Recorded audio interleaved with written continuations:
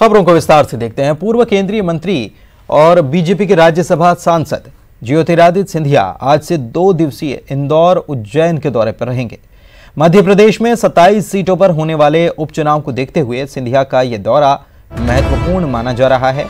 अपने प्रवास के दौरान इंदौर और उज्जैन में वे कई बीजेपी नेताओं से उनके घर जाकर मुलाकात करेंगे, जिसमें सुमित्रा महाजन और कैलाश विजयवर्गीय शामिल हैं। सबसे पहले वे उज्जैन जाएंगे।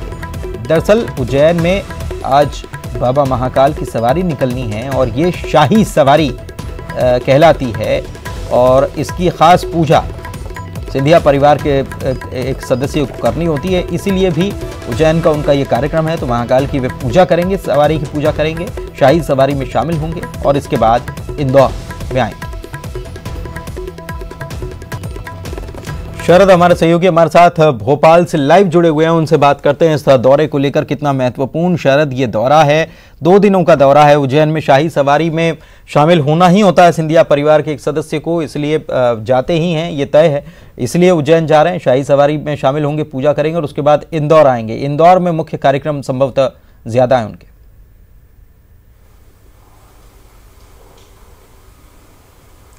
देखिए, बिल्कुल धार्मिक तौर पर अगर देखेंगे तो उज्जैन का कार्यक्रम मुख्य है और राजनीतिक तौर पर अगर देखेंगे तो इंदौर का जो कार्यक्रम है वो उनका मुख्य माना जाएगा। दोनों की अपनी अपनी अहमियतें हैं। जैसा कि आपने कहा कि शाही सवारी में जो पूजन होता है वो सिंधिया खानदान के ही किसी सदस्य को करना होता है, लिहाजा ज्योतिरादित्य सिंधिया वहां आ रहे हैं और हमेशा से आते रहे हैं, उनके परिवार के सदस्य या वो खुद।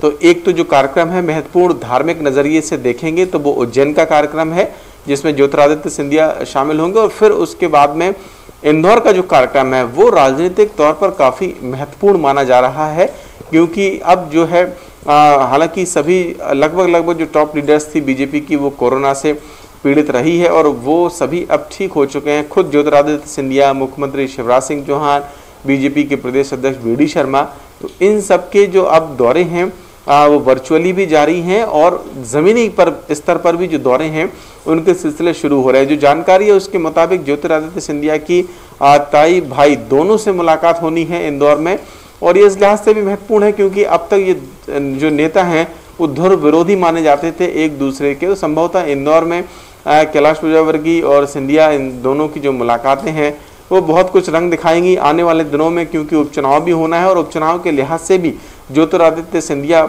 कई महत्वपूर्ण बैठकें करने वाले हैं। कुछ खबरें ऐसी भी आ रही हैं कि रमेश मेंदोला जैसे जो विधायक हैं बीजेपी के वो शायद कुछ नाराज हैं, इसलिए उन्होंने अपनी दूरी बनाई है इस दौरे से, वो भी तब जबकि वो एक सीट के प्रभारी हैं चुनाव के लिहाज से। तो ये सारी बातें भी हैं। कोशिश संभवतः सिंधिया की यही होगी कि नाराजगियों को भी दूर किया जाए और उपचुनाव की बिसात भी इस तरीके से बिछाई जाए कि उनके जो दावेदार हैं, उनके जो उम्मीदवार हैं, उन्हें जीत दिलाई जा सके। तो धार्मिक और राजनीतिक दोनों लिहाज से सिंधिया का ये जो दौरा है वो महत्वपूर्ण है। बिल्कुल, और दूरी बनाने की जो जहाँ तक शरद आपने बात कही तो वो दूरी मौका है तो बनाना बनता भी है कि मौके पर ही अगर नाराज़गी जताई जाए तो वो शायद सही जगह पर पहुंच भी जाती है। शरद, आप हमारे साथ बने रहिए। फिलहाल इस खबर पर जानकारी के लिए आपका शुक्रिया। आगे बढ़ते हैं। रुक जाना नहीं योजना के तहत मध्य प्रदेश बोर्ड की 10वीं और 12वीं की परीक्षा आज से शुरू हो रही है। रुक जाना नहीं योजना के तहत मध्य प्रदेश में फेल छात्रों को साल बचाने का एक और मौका मिला है।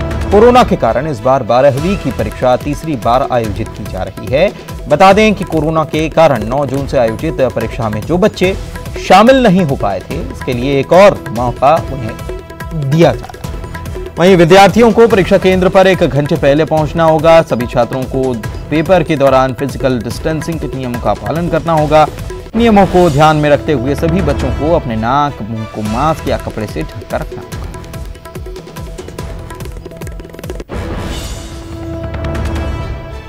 और शरद हमारे सहयोगी हमारे साथ इस खबर पर भी लाइव जुड़े हुए हैं, उनसे जानते हैं। शरद, काफ़ी महत्वपूर्ण ये परीक्षा कही जा सकती है क्योंकि कोरोना की वजह से कई विद्यार्थी अपनी परीक्षा नहीं दे पाए थे और सरकार की तरफ से एक सुविधा ये अब शुरू हो गई है, रुक जाना नहीं योजना, ताकि किसी के करियर में कोई आंच ना आए, उसमें कोई रुकावट ना आए।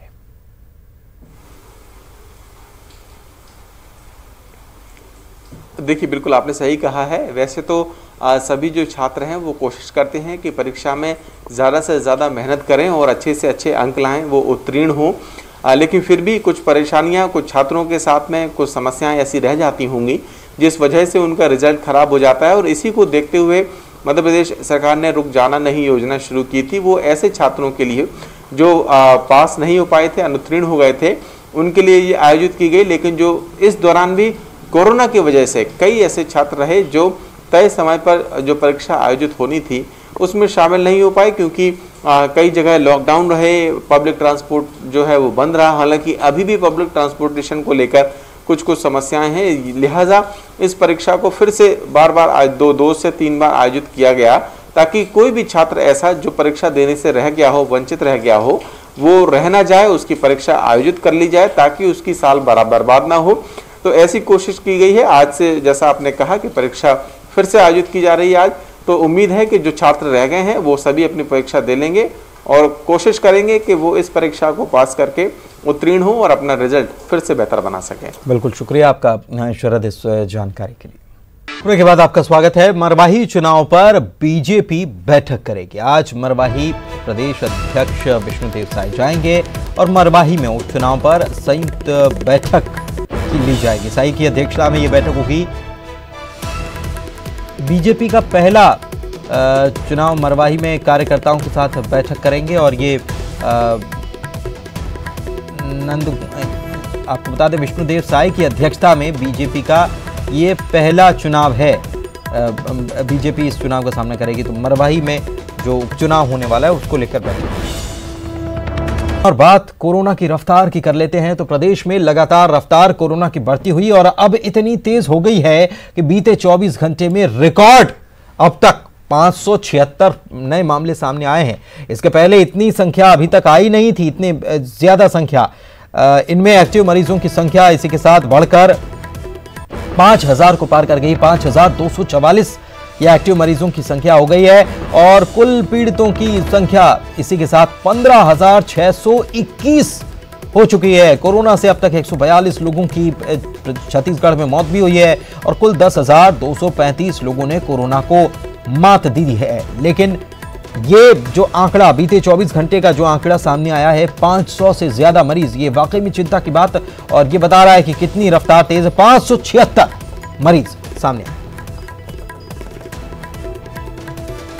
और बात बारिश की मौसम की कर लेते हैं, तो प्रदेश भर में झमाझम बारिश हो रही है और बारिश की वजह से जनजीवन भी अब प्रभावित होने लगा है। कई जगहों पर नदी नाले उफान पर हैं और इस बीच मौसम विभाग ने एक बार फिर से चेतावनी जारी कर दी है। मुंगेली और कोरबा में भारी बारिश की चेतावनी, ऑरेंज स्तर का अलर्ट जारी किया गया। बेमेतरा कबीरधाम में भी भारी बारिश हो सकती है। इसके अलावा यह भी बताया गया है कि प्रदेश भर में हल्की से मध्यम बारिश की संभावना है। तो पूरे प्रदेश में आज भी बारिश होने वाली है, मौसम विभाग ये बात कह चुका है। और भादों में हो रही झमाझम बारिश से छत्तीसगढ़ के कई जिलों में पानी पानी हो गया है। शहर से लेकर गांव तक पूरा जलमग्न नजर आ रहा है। कई गांवों में संपर्क कट गया। बारिश से बस्तर बेहाल है। मुंगेली में मनियारी नदी का जल स्तर बढ़ गया। सुकमा में भी शबरी नदी उफान पर चल रही है। तस्वीरें और आपको दिखा रहे हैं कि किस तरीके से अलग अलग जिलों में क्या स्थिति बन गई। और इसी तरह से जांजगीर चांपा में लगातार बारिश हो रही है, जबकि सुकमा जिले में NH30 पर बाढ़ का पानी आ गया, जिसके कारण आवागमन ठप रहा। बलौदा बाजार में तहसील कार्यालय में ही पानी घुस गया। लगातार हो रही बारिश से बस्तर पूरी तरह से बेहाल है। खासकर बीजापुर में रिकॉर्ड तोड़ बारिश से हालात बदतर हैं। हर तरफ सैलाब ही सैलाब है। बारिश से बस्तर बेहाल, उफान पर बस्तर की नदियां, बीजापुर में जल प्रलय, जिला मुख्यालय टापू में तब्दील, चारों तरफ सैलाब ही सैलाब।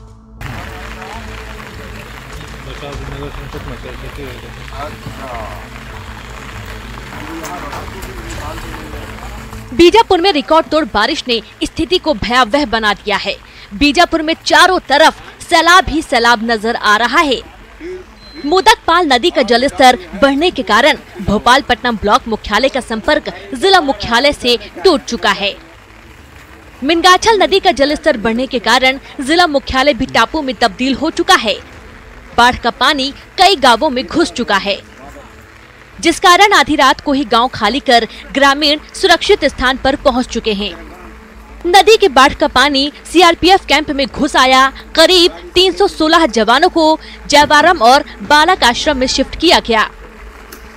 एरमनार ग्राम पंचायत के कोमला गांव में बाढ़ का पानी घुस गया, जिस कारण लोगों को रात में ही धाकड़पारा गांव में शरण लेना पड़ा। कई को तो रेस्क्यू कर बाढ़ से निकाला गया। वहीं कोडेपाल गांव में बाढ़ का पानी घरों में घुस गया, जिस कारण एक ही परिवार के 4 सदस्यों ने छत पर चढ़कर अपनी जान बचाई। बारिश और बाढ़ से हालात बेकाबू होता देख विधायक विक्रम शाह मंडावी ने भी बाढ़ प्रभावित क्षेत्रों का दौरा किया। जन प्रतिनिधियों को भी राहत और बचाव कार्य के लिए लगाया गया है। जिले के कलेक्टर, एसपी, डीएफओ बाढ़ प्रभावित इलाकों का दौरा कर प्रभावितों तक राहत पहुंचाने में लगे हुए हैं। बीजापुर में पिछले 8 दिनों से हो रही भारी बारिश के बाद जो हालात हैं, उसे देखकर यही कह सकते हैं कि साल बदलते रहे, लेकिन जिले में बाढ़ का फिर से वही हाल है। मुकेश चंद्राकर, बीजापुर, न्यूज़ 18 छत्तीसगढ़। और प्रदेश में हो रही बारिश पर मुख्यमंत्री भूपेश बघेल नजर बनाए हुए हैं। सीएम ने प्रदेश के सभी एसपी कलेक्टर्स को आवश्यक कदम उठाने के निर्देश दिए हैं। उन्होंने जिला कलेक्टर और पुलिस अधीक्षकों को सतर्क रहने के निर्देश दिए। मुख्यमंत्री ने बाढ़ आपदा प्रबंधन और क्षति का आकलन करने के निर्देश दिए हैं।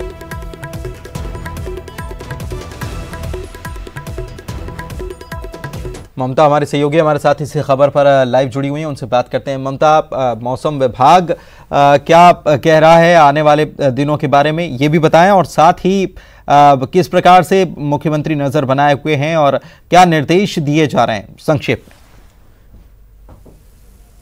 बिल्कुल, देखिए, मौसम विभाग ने अगले 24 घंटों के लिए ऑरेंज अलर्ट जारी किया है, यानी कि कई जिले जो हैं वहाँ पर भारी बारिश हो सकती है और 1-2 जिलों में अति भारी बारिश हो सकती है। और बस्तर के हालात जिस तरह से देख रहे हैं, इसी तरीके से अगर हम बात करें तो बिलासपुर और कोरबा में भी खासतौर पे सिस्टम बहुत ज़्यादा सक्रिय है, तो वहाँ पर भारी बारिश को लेकर खासतौर पर एहतियात बरतने के लिए कहा गया है। इसके साथ ही अगर हम बात करें तो तमाम जो SDRF की जो टीम है वो वहाँ पर बाढ़ जो प्रभावित क्षेत्र हैं वहाँ पर मौजूद है। मुख्यमंत्री भूपेश बघेल ने तमाम जो जिला कलेक्टर हैं उनको जो स्थिति का माफ करिएगा स्थिति का जो पर नज़र बनाए रखने के लिए कहा गया है और हर जगह जहां पर बाढ़ प्रभावित जो इलाके हैं वहां पर खास तौर पे जो बचाव दल है उसको सक्रिय रहने के लिए कहा गया है। तो फिलहाल जिस तरह से हम बात करें तो रात भर राजधानी रायपुर में भी बारिश हुई। इसके साथ ही अगर हम बात करें तो प्रदेश के कई जिलों में अगर हम बात करें तो कांकेर जिले में भी पिछले अगर 48 घंटों से लगातार बारिश हो रही है। इसके साथ ही अलग अलग जिलों में भारी से अति भारी बारिश भी हो रही है। तो अभी फिलहाल राहत मिलती नहीं नजर आ रही है। जी, बहुत बहुत शुक्रिया आपका इस जानकारी के लिए। तो फिलहाल राहत मिलती हुई